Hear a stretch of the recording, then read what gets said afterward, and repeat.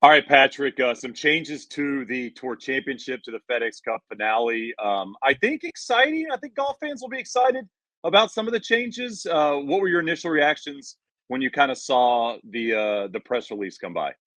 Look, anytime you can change the quote unquote Super Bowl of golf mid-season, I think you have to, right, Shane? And Yeah. so my initial reaction was one, I didn't really care about the tour championship too much as it was. I don't know if this quite moves the needle for me quite yet.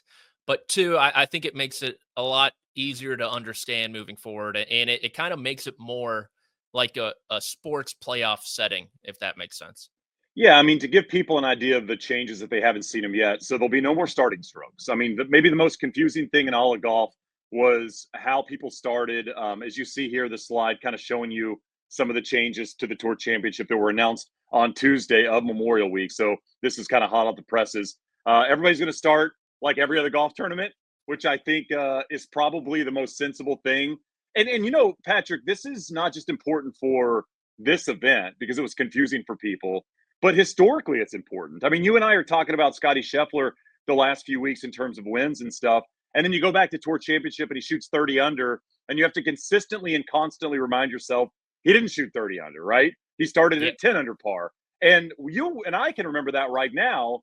But in 2040, when the new age golf journalist is looking at this stuff, they're gonna go, wait, he shot 30 under at Eastlake? That's pretty impressive. And it's a reminder that that was not the case. So starting strokes are gone. I think you and I both can agree that's good.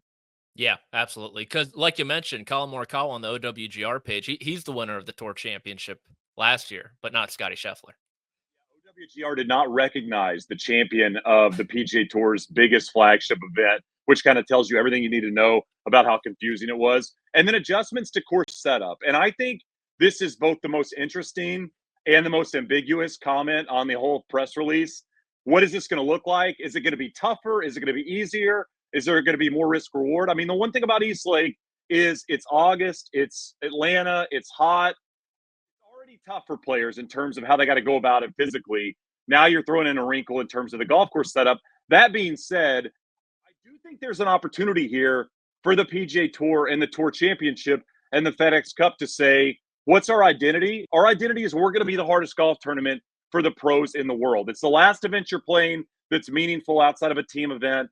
It's the most money you're playing for all season long.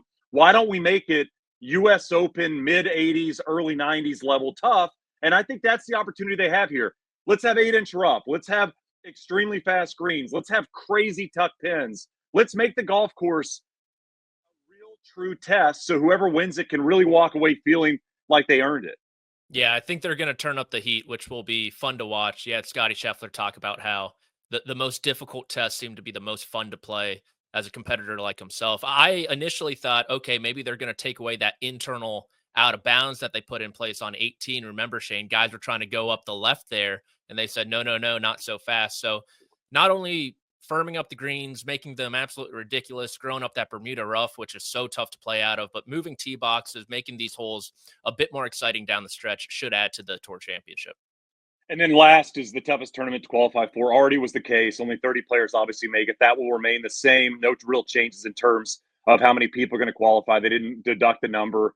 Still going to be 30. So that I think is important, especially as you said, Patrick, kind of mid-season. I mean, a guy like Andrew Novak having a great year, trying to get into the Tour Championship. If they knock that down to 20, he's probably sitting there with his arms up, going, "This is my opportunity." Because the big bonus for a guy like Scotty Scheffler is inconsequential at this point, considering how much money he's already made in his life. But for the Ben Griffins and the Andrew Novaks and players like that, making the Tour Championship is a huge, huge thing, not just for their season this year, but going forward in terms of qualifying for events. Yeah, and this honestly gives those guys in that 15 to 30 range a chance now. It brings back the quote Right. unquote underdogs, which was just impossible with how the staggered strokes worked out. And I think another result of this is we're going to see guys skipping those first two playoff events. We've heard Rory Yeah, that's I McIlroy think talk about how he was going to skip Memphis even before this happened. I talked to Maverick McNeely earlier in the season. He said it's going to be the most brutal FedEx Cup playoffs yet, just because you go Memphis, which is going to be 100 degrees.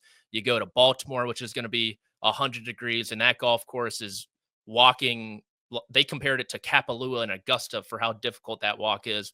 And then you go to Eastlake and it's like, hey, we don't have staggered strokes anymore. I just got to get in the field. And so I think, unfortunately, one of the results is going to be some guys maybe skipping those first two. Yeah, I saw Dylan DeShare kind of wrote up a great write up about this whole thing, and he brought that up, and I hadn't really thought about that yet. That's not great, obviously. If you call them the playoffs and players, obviously the top players, it can take a week or even 2 weeks off. I don't think that's it's not perfect. Listen, and it's never going to be perfect.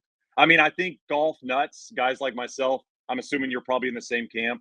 We dream of a match play format for the FedEx Cup because I think it makes the most sense when you call yourself a playoff, but you also have a TV product to think about. And match play, as somebody that's covered a lot of match play back in my Fox days, it's not the most exciting as you get deeper into the tournaments, right? I mean, when you get to the Final Four and the championship match, a lot of dead time, a lot of time to fill. And if you're a golf fan and it's not Scotty versus Rory, you might not watch. And I mean, that's the fear of match play. So I think that the purity of match play makes sense.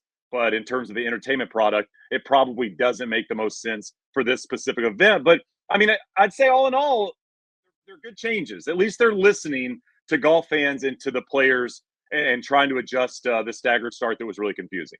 Yeah, they're really leaning into that fan initiative survey that they gave out. So kudos to them. I think I heard murmurs this is kind of a gap year. So post grad, they're taking a trip through Europe, and then they're going to really figure things out come 2026.